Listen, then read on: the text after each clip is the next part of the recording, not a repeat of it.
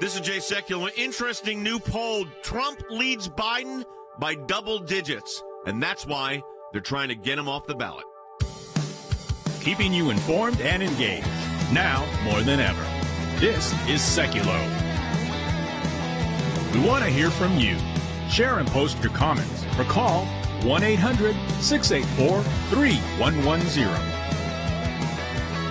And now your host, Jay Sekulow. Hey, everybody. Welcome to the broadcast. Friday. This, by the way, is the last day for our matching moment on these cases that are trying to get Donald Trump off the ballot. And I don't care if you're for Trump or against Trump. The idea that a candidate that's qualified, that meets the qualifications, cannot be on the ballot because some Secretary of State says, I think there was an insurrection and it's his fault, without an adjudication, is outrageous. Not only not an adjudication, there hasn't been a charge. But what is interesting today is a new poll from Suffolk University says that Trump is beating Biden, ready for this, folks, by 11 points when it comes to who the American people trust the most with our economy. I made a joke, Logan, if somebody would bring a lawsuit saying, keep him off the ballot because the economy's a mess, as the UAW's now in strike, which could, by the way, we're going to have Harry Hutchinson on, could be serious economic repercussions. Who would have believed this? But we're at a very interesting moment on all of this. Yeah, absolutely. I want to break down that poll even more coming up because it really is pretty fascinating. It's not just a single question poll. There was even others like what one word describes for you the state of the economy. If you could not, there's excellent, good, fine, growing, improving, getting better, fair, average, fine. And then it gets into horrible, terrible, awful, bad, poor, weak, crashing, sad, dismal, crashing, struggling, disastrous, shambles, chaotic, confusing, upheaval.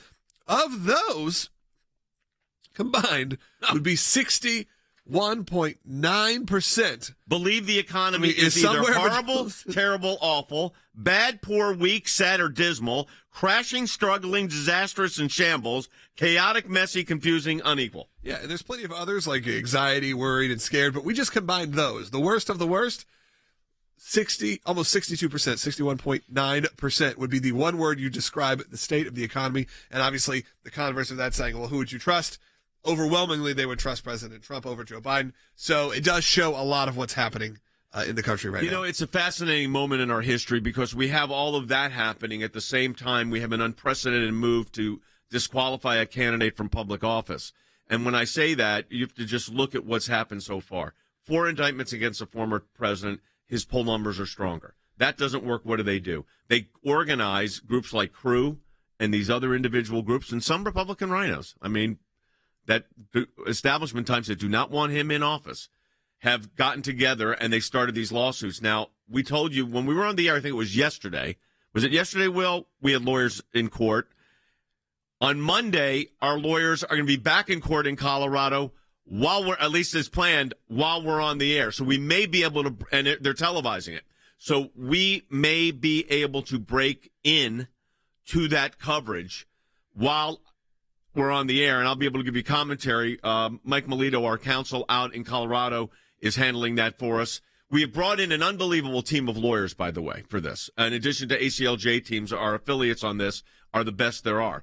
This is a very serious moment for our country.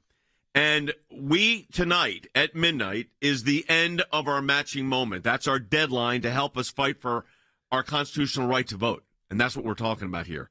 Without your support, we can't fight this fight because, believe me, this is not in the budget. It wasn't in the budget, Logan, for Colorado. It's certainly not in the budget for 13 more states that have been added now. That's right. That's why we need you. And again, this is the last day of our matching moment. Again, that means that all donations made are doubled during this. It means if you make a $20 donation, there is somebody who's pledged another $20 on the other side, and so on and so on and so on. And we've had some amazing days. The response to this shows clearly this is an issue you care about.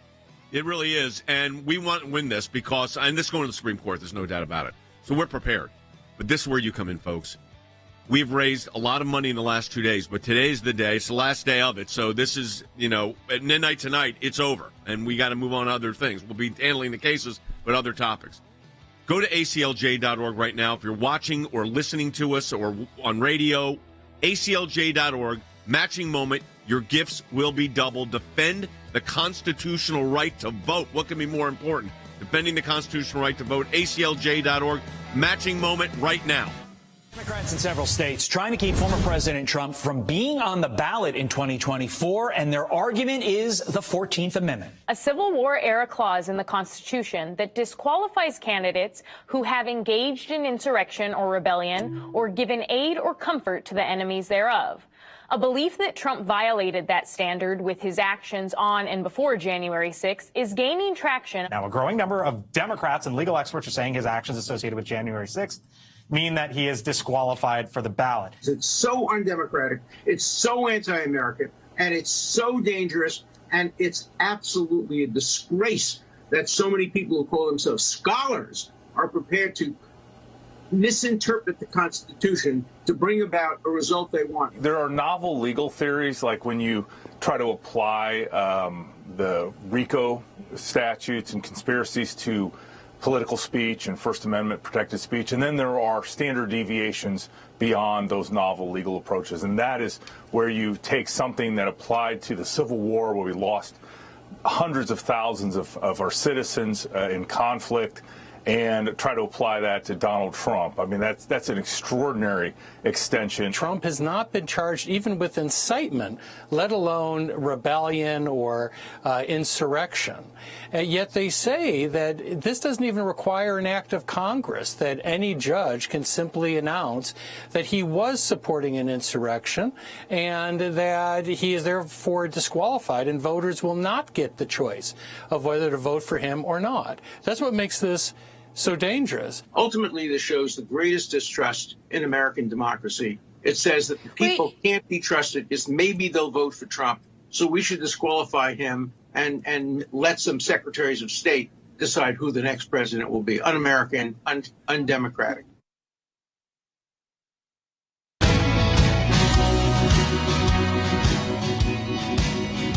Welcome back to Sekulow. We have a packed show right now, so we're going to keep going. We obviously still have the matching moment going on, but we are joined today by Harry Hutchinson. We're going to talk about this auto workers strike that's happening. It obviously is getting attention, but maybe not as much attention as it should. There's obviously a lot of things happening in the world. When the economic impact of this is so felt, I think let's go right to it. down. And by the way, one of the polls were, who do you trust with the economy more? Trump was up by double digits. So I made a joke, half joking, Harry, saying, somebody should file a lawsuit saying Joe Biden shouldn't be allowed on the ballots because of economic deprivation under some constitutional theory. And I'm making a joke, by the way I say that. Point is, the U.S. United Auto Workers have launched at least a form of a strike that could grow rather rapidly.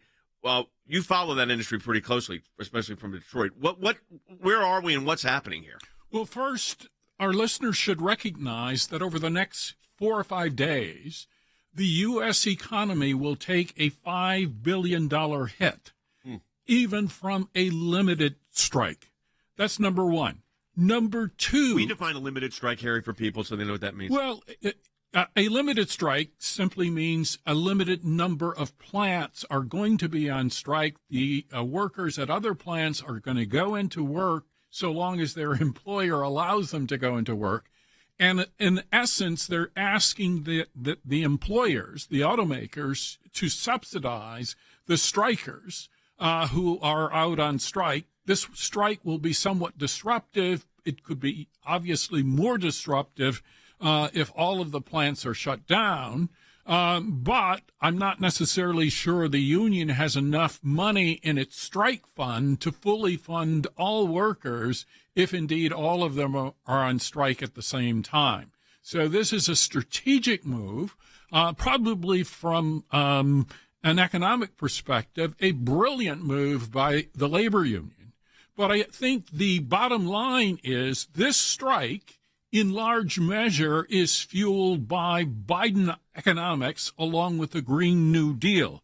Essentially, we have a fossilized president who has launched a war on fossil fuel. So Biden's economic policies are designed to ensure that the United States becomes a failed economic and perhaps political state. So keep in mind, Ford Motor loses $10,000 per electric vehicle. $10,000. So the more electric vehicles they produce, the less money they have to give to workers. You know, that's the direct result of Bidenomics. The question I think that's on everybody's mind, though, is how is this going to affect me? I mean, I'm thinking, like, especially your generation. Yeah. How does an auto strike affect me? Well, we saw what happened with just the COVID years of just the facilities being shut down. Just that happened has still having major impacts, whether that is getting new vehicles became a struggle, getting old vehicles. Also, the prices of old vehicles skyrocketed because you couldn't get a new car. Then new cars finally started rolling in, and they didn't work half the time. Half the features were gone because you couldn't get the chips from China. So we know that's what happens when it's pretty much a strike that's not voluntary, a strike that's happening based on what's happening on the global stage obviously that was from a medical point of view that shut down a lot of factories in China, shut down a lot of factories here. Now, so we have a little bit of a taste of what that looks like. So we see that it takes years to pick up the pace. And as you brought up with electric cars, someone who is interested in them, I do think they're fun. I think there's like a toy element to it where I'm interested in the tech behind it. I really am. Like, I think it's interesting. I finally, after 3 years of being on a waiting list for an electric car from GM, got it's time for you to order. I said, by now I've gotten to the point where I'm like, I don't know. 3 years ago, I was ready to go because I thought this is fun. Now I've seen all the issues they're having. I was questioning. I'm like, you know what? I'll still try to go ahead because you know why? I found out I could flip it for $30,000 or $40,000 over the sticker price. So if you're able to get a new car, then you're going to be able to sell it for more. And yes, you may be contributing a bit to the problem, but this becomes sort of the running problem and issue that happens. But at the end of the day, the dealer really discouraging me from buying it. Really? I could not even really get them to answer. They're like, oh, but what about this ready-to-go truck that's already here? I'm like, what about the EV that you want? No, don't worry. Well, look over here. I feel like it's that kind of thing because they know the economic impact of it is not necessarily a positive, maybe for that individual dealer, but maybe not for the worker at large. So then there's no economics behind this to support what they're doing. Absolutely. It's driving inflation to unbelievable numbers. I just filled up my car with gas. It's back up over $5 a gallon, again, or right at $5. Yeah, gas prices are up 60%. Okay. You go to a restaurant now and order, and take the grandkids to have burgers and, and a shake. And you get the bill and you think you're eating at a steak restaurant because the prices are so high. And then at the same time, and this is the irony to me, Harry, they're trying to keep the guy that one thing he really did well was the economy. I mean, no doubt about that. They want him off the ballot. Absolutely. And so a lot of this is driven by ideology. Bidenomics, the Green New Deal, that's driven by ideology. It makes no sense economically, environmentally, or in the long run, politically. Keep in mind that in order to produce a single lithium battery for an electric vehicle, it requires the movement of 500,000 pounds of dirt and minerals. That requires the expenditure of what? Energy. And so that if you buy an electric vehicle, you also have to face the fact that in order to charge your electric vehicle, you have to burn fossil fuel.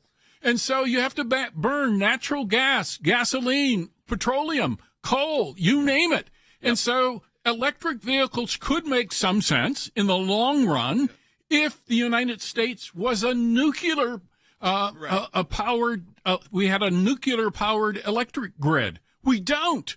And so at the end of the day, so much of this makes no sense. But the bottom line for the American people is that over the last 3 years, they've received a wage increase or an income increase of about $230 to $300 per week. However, with that additional income, it now costs an additional $100 to remain even. So they're falling behind. Yeah, so that is why the union, the UAW, is demanding up to a 45% wage increase plus a reduction in hours per week from 40 to 32 hours per week. So a lot of this makes sense. And it's the last point I will make is that the labor union members, they don't support Biden's woke agenda. They don't support the Green New Deal. They don't support Biden policies. So in many respects, Joe Biden, who claims to be a union president, has become a stranger to the to working class people and to the union movement. All right. Let's take a call. Take a call? Yeah, okay, Chris. this obviously, let's go to Chris in Nevada. On Nevada in line 1, you're on the air. Hey, Chris. Hi, thank you. First, I'd like to say I love the way Professor Hutchinson words things. But my comment is it possible the Biden White House wants the economy to get worse and worse, and then next year before the election have it improve a little bit and put on a show that things are improving? So in other words, that now it's on an upswing. That's a risky move because if the economy continues like it is or gets worse, bringing up a little bit may be out of his control. Absolutely. So one of the issues that the Biden administration would have to deal with is the issue of lags. And so one of the things that we should also focus on is interest rates. Interest rates are likely to rise even further on home mortgages. That is driving a decline in home purchases, new construction. So I think it's a very risky strategy. That may be what the Biden administration is aiming for. But also keep in mind the Biden administration would love to force some form of depopulation along with a reduction in economic growth. Why? Because they're committed to climate change. Let me tell you this. And this ties right back into this whole election. So now we got 14 states that are trying to take off the ballot the one guy that has proven he can fix an economy, and that's the former president.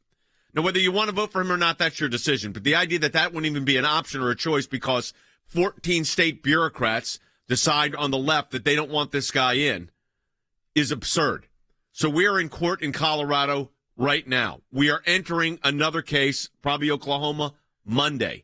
We are getting ready to issue letters to all 50 states. We are in the last day of our matching moment. Tonight at midnight, that's it. And as Logan, as you said, the amount of money we raise for this is what we can spend because this was not in the budget. Yeah, I think that we need to make sure that's clear, that this is how we're accounting for this. This is how we're budgeting for this project coming up, is specifically with this matching moment. Obviously, we're able to go to donors and say we'd like to open up the matching funds, and those who have committed to that will do so. But they can't do it without your response, because when you respond, that unlocks that budget. So for this, that's outside of the norm, something we haven't planned on, this is why we need your support, the ACLJ. It's why we do not only matching challenges, not only why we do different drives, but when we have these moments, these big moments right now that are going to cost, and that is a conversation that has to happen around here, which is what is the budget going to be for this project or for this suit? It's stressing our limits right now. Yeah. So honestly, to be able to do that, be able to get the right people in place, we need your support. Go to ACLJ.org right now. That's ACLJ.org. You can call us at 1-800-684-3110. We'll be right back. In several states trying to keep former President Trump from being on the ballot in 2024, and their argument is the 14th Amendment. Colorado may be the first state to test Trump's constitutional eligibility. It certainly won't be the last.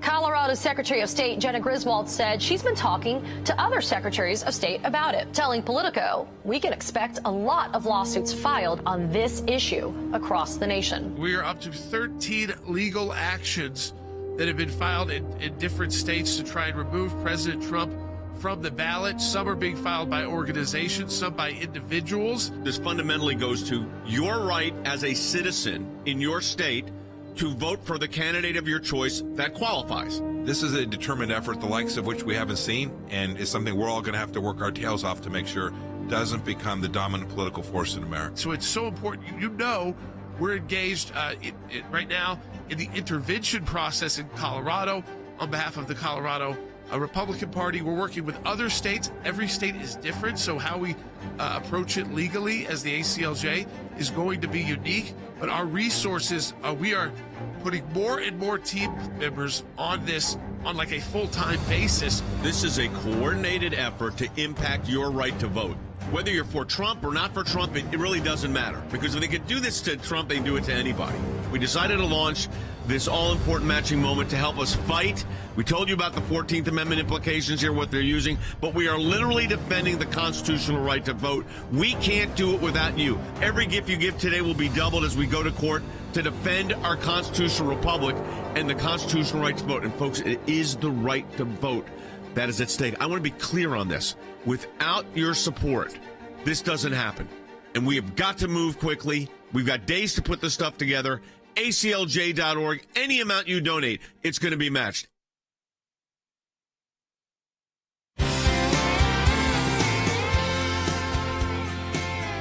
Welcome back to Sekulow. We are going to take your calls coming up because a lot of you have called in, but we also are going to discuss more, Dad, on this 14th Amendment case. I think people need a breakdown. Maybe they're just joining us now. They don't understand the ramifications. All right. And maybe we need to give them a refresher to start this off because we are filing in this. We are deeply involved in this. We have filed in this.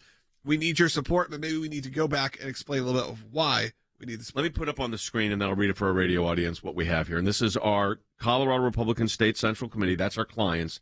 Verified petition in intervention seeking declaratory injunctive relief pursuant to the Colorado Rules of Civil Procedure to get an injunction to stop this attempted removal of Donald Trump from the ballot, who otherwise qualifies. That has been filed. So the motion to intervene has been filed. There was a hearing yesterday. There is now another hearing Monday, and the court issued an order in that case, Andy, late last night. That is correct. The court basically said, because the Secretary of State had indicated she was going to oppose our attempt on behalf of the Republican committee to intervene in the case. Intervene meaning become a party in the case and be heard on something that deals with us, the Republican Party, I should say, politically directly. The Colorado Secretary of State had indicated that she was not going to consent to that. And the judge basically said, well, in an order, just 2 paragraphs that said that if that's the case, she, quote, should be prepared to discuss the bases for that opposition at the status conference. In other words, you better be ready to tell me why. I've never seen an order like that. And let me tell you what it also says. She's a defendant, technically. So they sued the Secretary of State, just as they sued Donald Trump. We're intervening as the GOP, the party, in the litigation.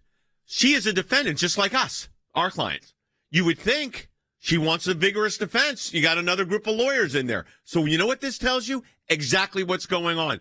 If she's opposing our admission, why is that? Because we're going to put up a vigorous defense saying she can't remove him from office on a self-executing view with a 14th Amendment, Section 3's disqualification clause used last in 1918.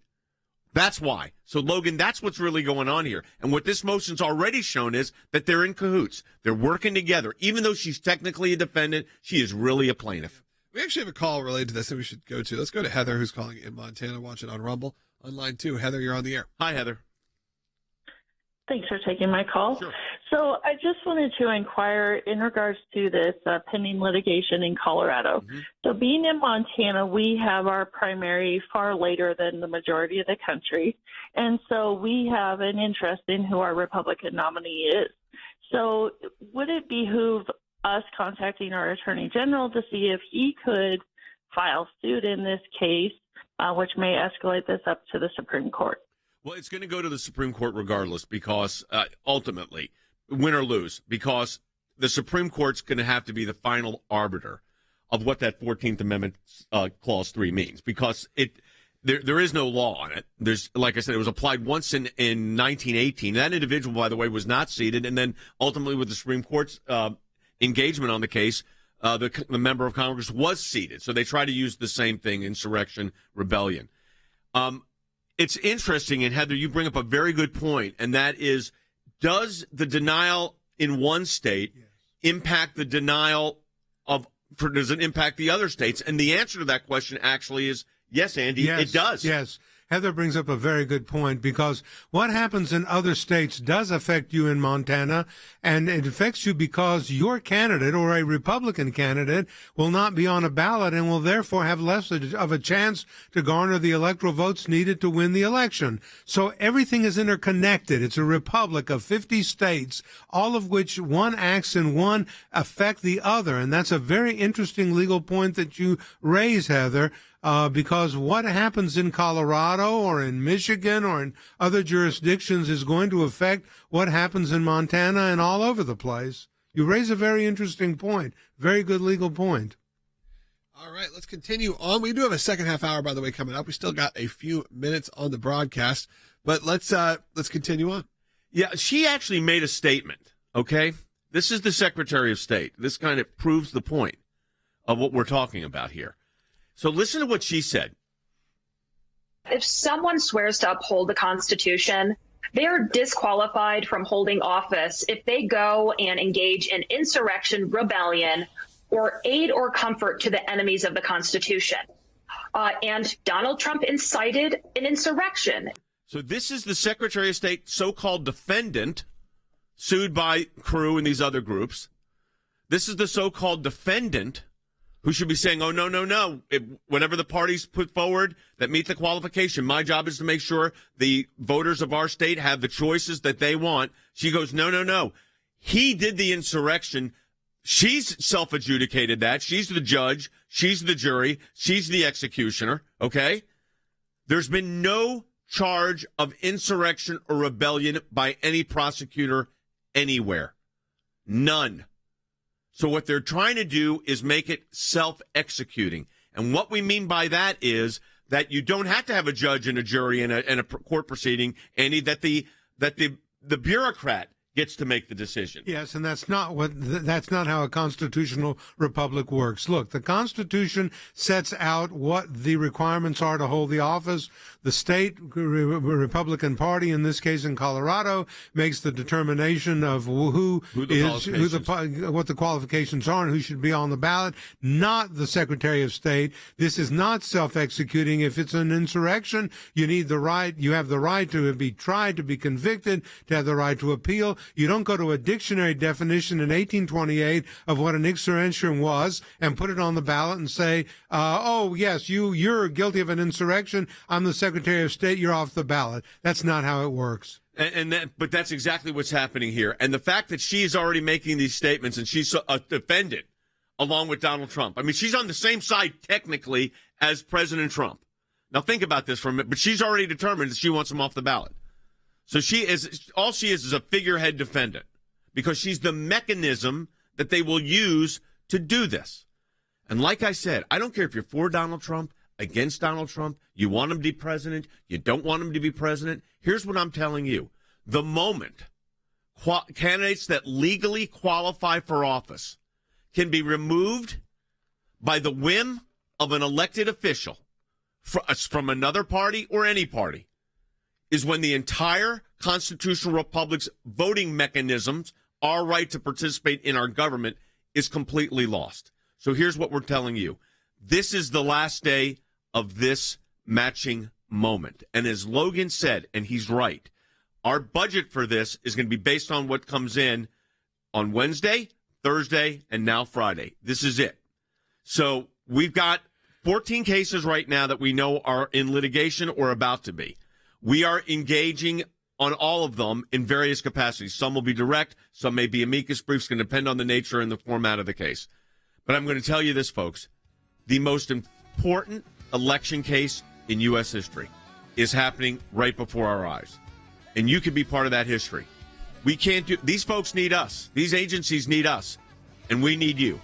So I want to encourage you to go to ACLJ.org right now. Make your gift to defend the constitutional right to vote in this matching moment. Your gift will be doubled. That ends midnight tonight. So if you're watching this broadcast right now, I encourage you to participate, to defend the constitutional right to vote, to make sure your right to vote is protected. Go to ACLJ.org right now, ACLJ.org. Your online gift will be doubled tonight. We'll be back with the next half hour in just a moment. In our nation's history, we've never had this happen, ever. They don't like conservatives. They don't like your viewpoint. They were going after the free speech of American citizens, and these kind of actions just keep eroding the trust of American citizens in our government. This isn't about politics. This is about people and people's lives. They wanted to pressure social media companies to spy on Americans and to eliminate your ability to speak freely. Your government is weaponizing intelligence agencies to go after their political opponents. That's really scary. You're not just saying, I want to change, the priorities of the FBI. You're saying, I want to get rid of a lot of these people. This is driven by expanding the size and scope of government. This is amping up the political environment to a level that I don't think we've seen in U.S. history.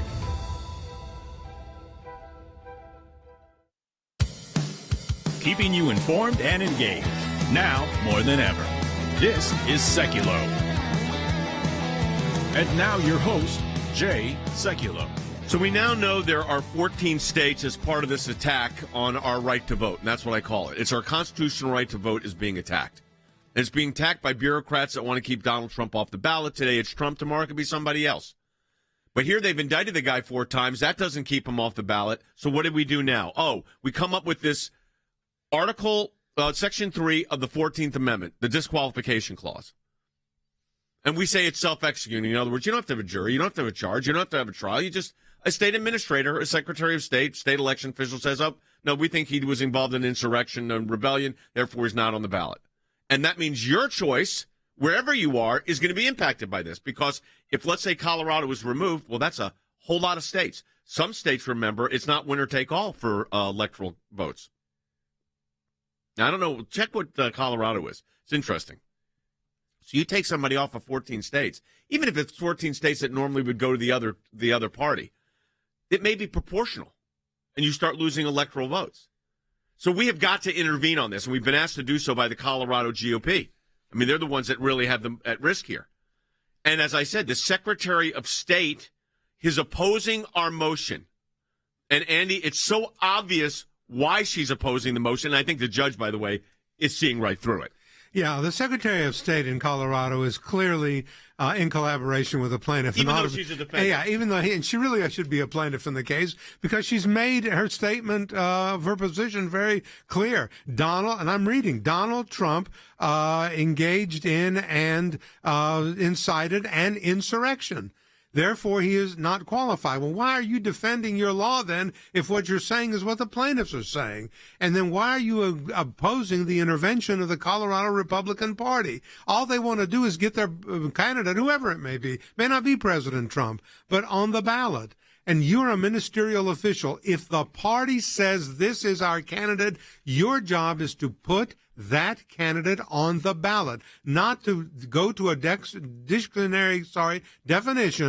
of 1828 that said an insurrection is thus and so. Guess what? I've got a dictionary that says the opposite.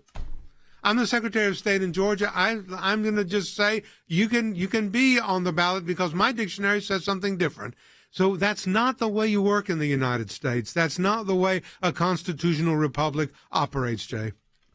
Go ahead, Lou. Go ahead. I was going to say, I think about my kids. I think about my grandkids. We didn't have, there was a lot of tumult in the 1960s, but we were not taking people off of ballots, okay?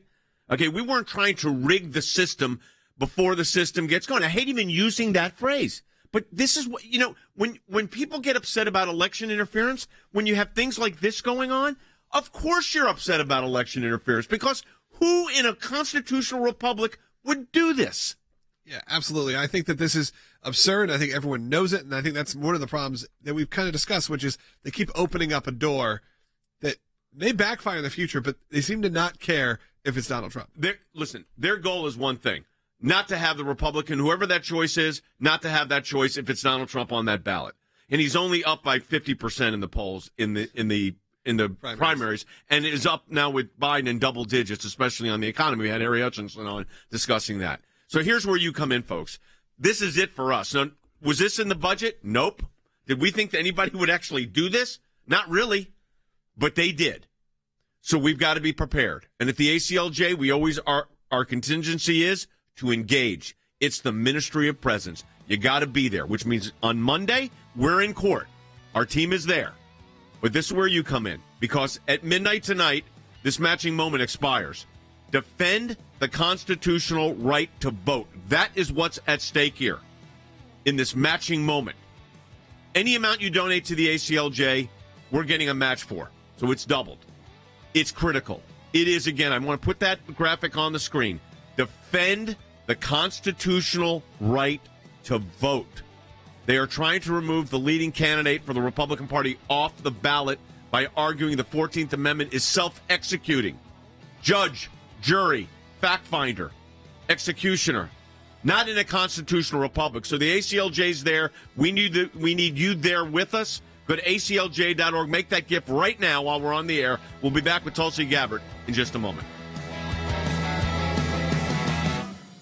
Democrats in several states trying to keep former President Trump from being on the ballot in 2024, and their argument is the 14th Amendment. Colorado may be the first state to test Trump's constitutional eligibility. It certainly won't be the last. Colorado's Secretary of State Jena Griswold said she's been talking to other secretaries of state about it, telling Politico we can expect a lot of lawsuits filed on this issue across the nation. We've got a big announcement about how the ACLJ is directly engaging this battle for your freedom and your right to vote. We are happy to announce today that we have filed a complaint in intervention, is what it's called, seeking a declaratory relief and an injunction against this removal procedure with the Colorado courts. If someone swears to uphold the Constitution, they're disqualified from holding office if they go and engage in insurrection, rebellion, or aid or comfort to the enemies of the Constitution. And Donald Trump incited an insurrection. You cannot say someone is an insurrectionist and then it's just so because you said it. Whether you're for Trump or against Trump, it's really irrelevant here. It's this idea of these individuals deciding for you who you get to vote for. It's going to move very quickly to the Supreme Court, folks. That's why we're in a matching moment. We decided to launch this all-important matching moment to help us fight. We told you about the 14th Amendment implications here, what they're using, but we are literally defending the constitutional right to vote. We can't do it without you. They need us. We need you. Every gift you give today will be doubled as we go to court to defend our constitutional republic and the constitutional right to vote. And, folks, it is the right to vote that is at stake. I want to be clear on this. Without your support, this doesn't happen. And we have got to move quickly. We've got days to put this stuff together. ACLJ.org. Any amount you donate, be $1,000 or $50, it's going to be matched. Hey, welcome back to the broadcast, everyone. We got a lot going on. Unfortunately, our colleague Tulsi Gabbard's here to talk about this with us. Tulsi, you had a tweet that you sent out.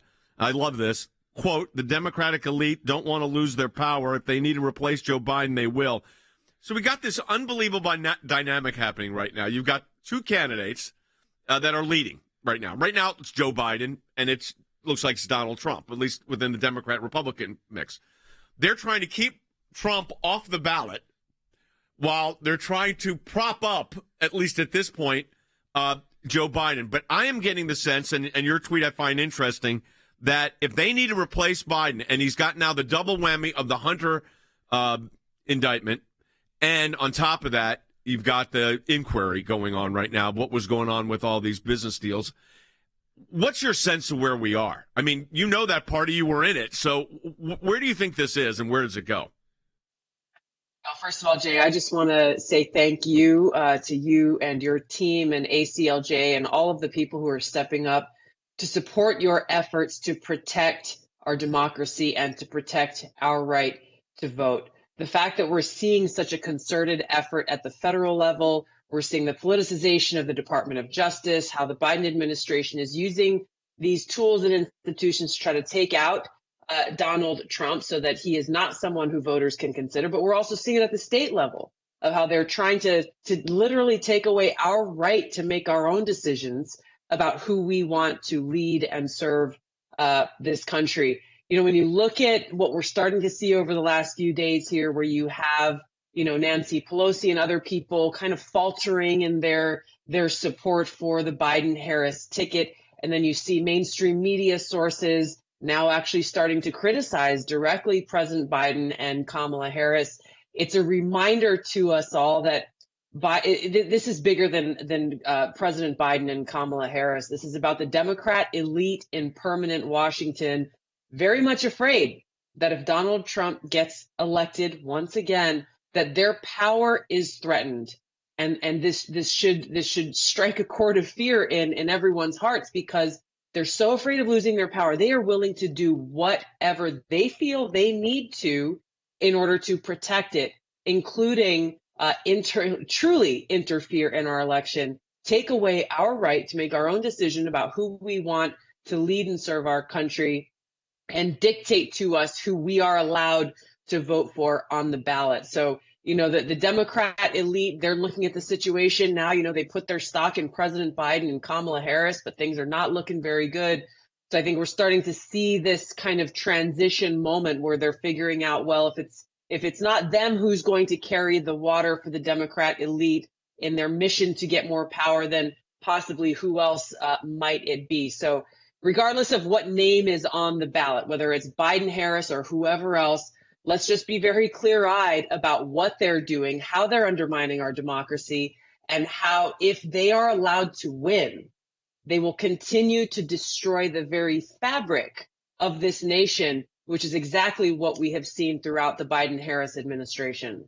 You know this better than anybody because you became the focal point of the elite's attack. And I say that with respect to you because I said on this broadcast when you were doing the debates, I said when you were looking at the Democratic presidential debates, I said, well, the best debater on that stage is Tulsi Gabbard.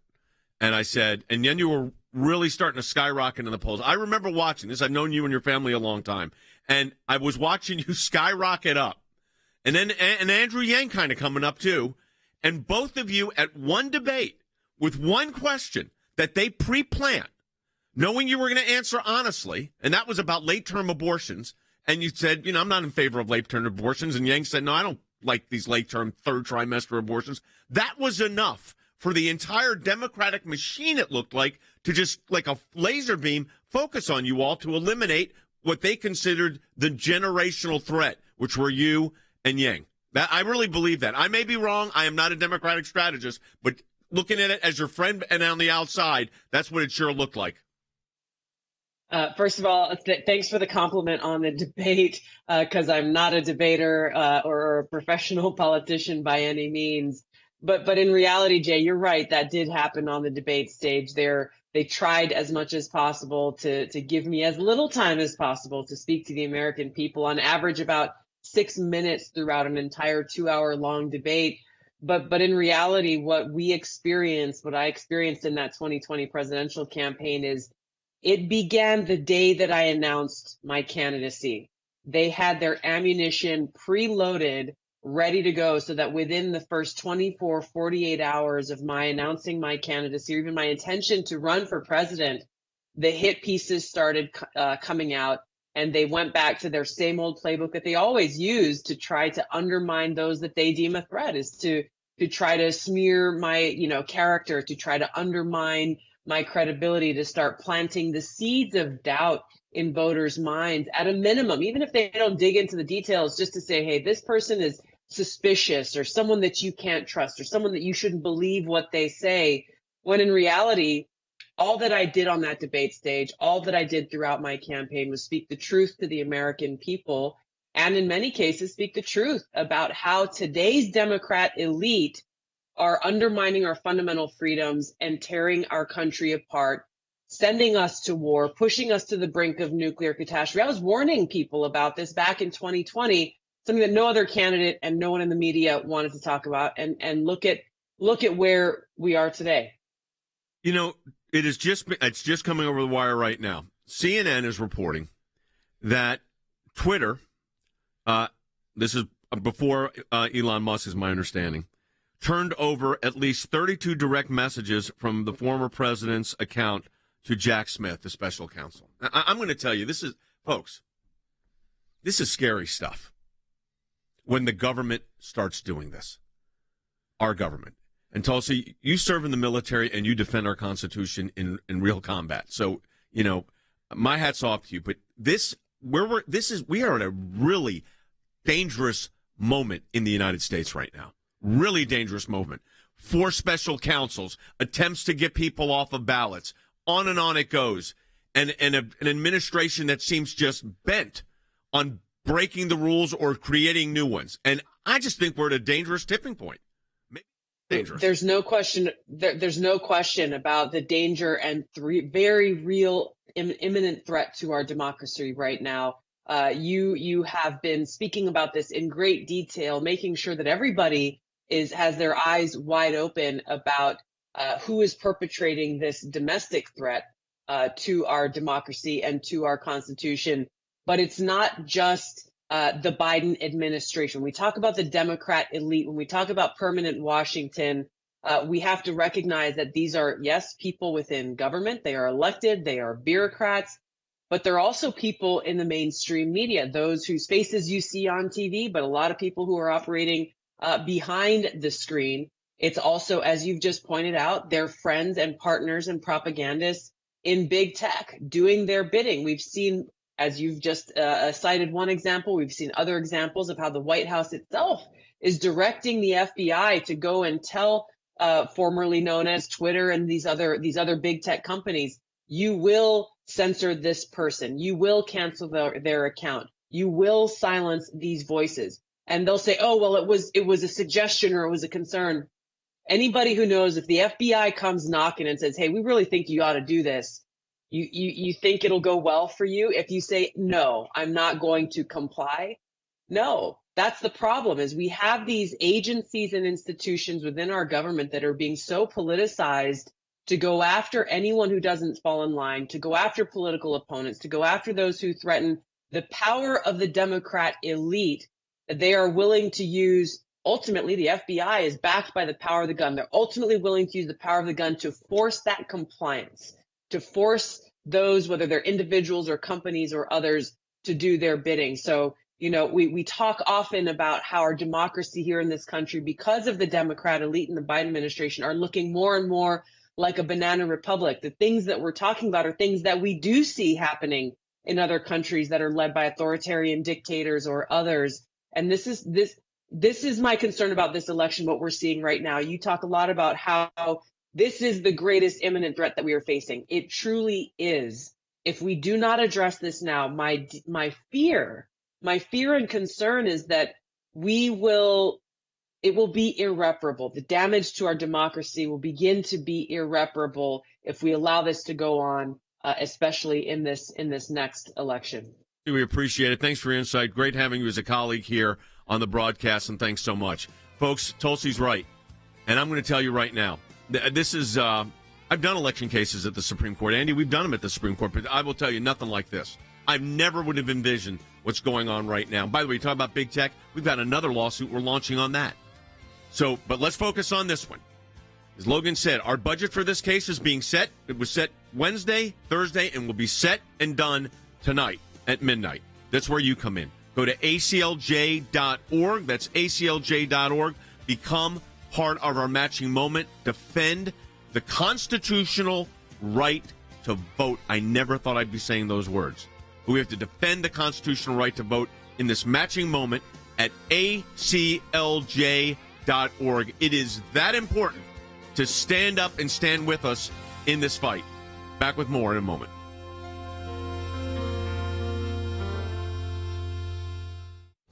In several states trying to keep former President Trump from being on the ballot in 2024, and their argument is the 14th Amendment. Colorado may be the first state to test Trump's constitutional eligibility. It certainly won't be the last. Colorado's Secretary of State Jena Griswold said she's been talking to other secretaries of state about it, telling Politico, we can expect a lot of lawsuits filed on this issue across the nation. We are up to 13 legal actions that have been filed in different states to try and remove President Trump from the ballot. Some are being filed by organizations, some by individuals. This fundamentally goes to your right as a citizen in your state to vote for the candidate of your choice that qualifies. This is a determined effort, the likes of which we haven't seen, and it's something we're all going to have to work our tails off to make sure it doesn't become the dominant political force in America. So it's so important. We're engaged right now in the intervention process in Colorado on behalf of the Colorado Republican Party. We're working with other states. Every state is different, so how we approach it legally as the ACLJ is going to be unique. But our resources, we are putting more and more team members on this on like a full-time basis. This is a coordinated effort to impact your right to vote. Whether you're for Trump or not for Trump, it really doesn't matter. Because if they could do this to Trump, they can do it to anybody. We decided to launch this all-important matching moment to help us fight.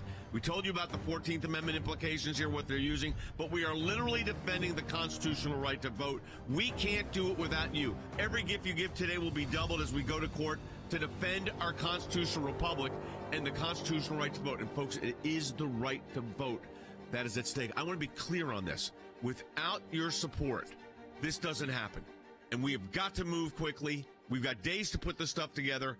ACLJ.org. Any amount you donate, it's going to be matched.